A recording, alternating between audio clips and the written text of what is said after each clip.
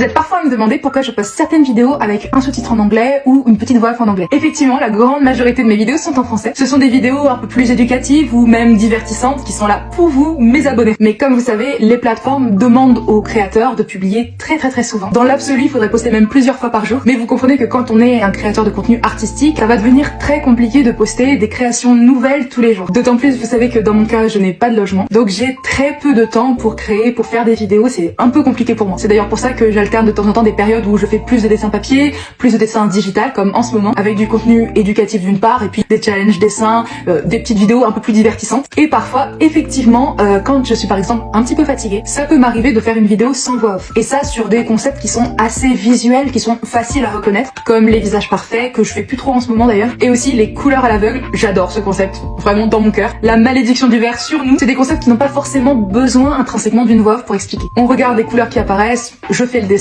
et le résultat. Mais pour que ce soit quand même un petit peu plus interactif et pour que ce soit quand même des vidéos qui soient compréhensibles pour le plus grand monde qui ne connaissent pas forcément le concept, je mets en général la description en anglais. Par exemple là récemment pour une vidéo couleur à l'aveugle, j'ai dit genre eye color pink, tout simplement pour dynamiser un peu et que ce soit un concept global qui puisse plaire à tout le monde. Et tout ça, ça me permet de me reposer un petit peu entre les gros concepts. Certains m'ont demandé aussi pourquoi je ne postais pas ces vidéos là sur mon compte anglais. Alors pour le coup c'est un petit peu dur de maintenir autant de comptes en langues différentes parce que pour ceux qui ne savent pas, j'ai aussi un compte en chinois. J'apprends le chinois depuis peu donc ça me permet de m'entraîner un peu, mais là aussi je l'ai un peu délaissé, tout simplement à cause de la fatigue, des démarches, voilà, j'en peux plus. Donc j'essaie de me concentrer sur vous, mes abonnés français et francophones.